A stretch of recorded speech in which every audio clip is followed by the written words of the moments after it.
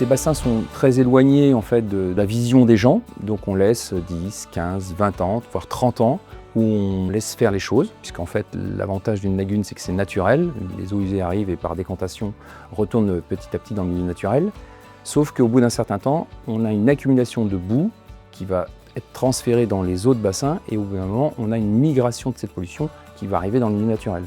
Et donc on va dire, il est temps de faire quelque chose et donc de curer ces bassins.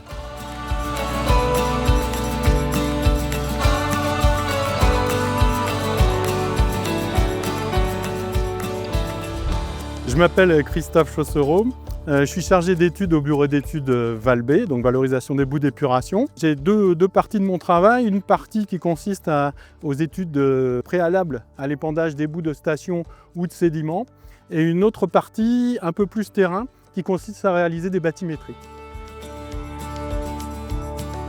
On va récupérer des échantillons, en fait, de nombreux prélèvements pour former un échantillon représentatif de la qualité des boues de la lagune. Et donc l'objectif, ça va être en premier lieu de récupérer de la donnée. Et donc on a besoin de faire un traitement informatique avec un logiciel d'interpolation qui va nous permettre de calculer les volumes bruts de boue au fond des lagunes et de formuler un rapport tout simplement.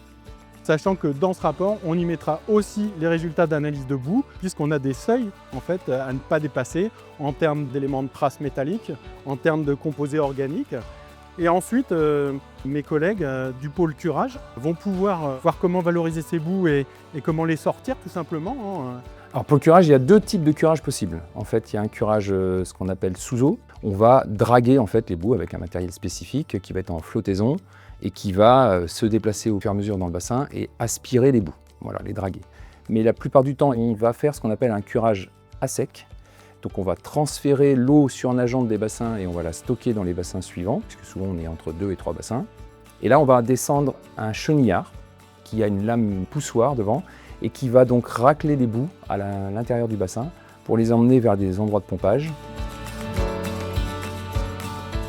Le gros avantage qu'on a par rapport à la concurrence, c'est que nous, on a décidé de créer nos propres matériels. Les chenillards qui sont maintenant utilisés pour curer les lagunes appartiennent à Valbé. Et donc, on arrive à sortir, je dirais, notre épingle du jeu grâce à ça, puisqu'en fait, on s'est vraiment spécialisé avec les matériels qui permettent de s'adapter à chaque contrainte du site. Les bassins qui ont été créés il y a entre 20, 30 ou 40 ans parfois, mais souvent les accès sont parfois très compliqués. Donc on a des matériels maintenant qui sont de plus en plus gros pour aller épandre les boues, qui font jusqu'à 25 à 30 mètres cubes maintenant.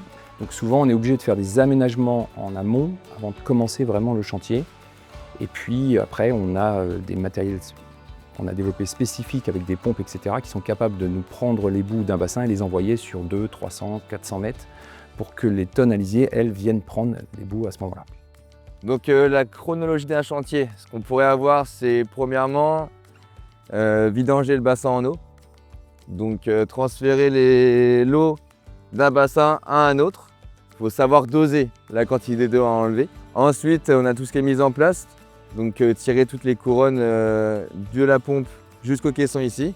On a brassé les boues, c'est-à-dire mélanger, donc diluer les boues avec l'eau pour qu'elles soient plus faciles à évacuer. Et chenillard, que ce soit pendant le brassage, soit pendant qu'on envoie les boues dans le caisson.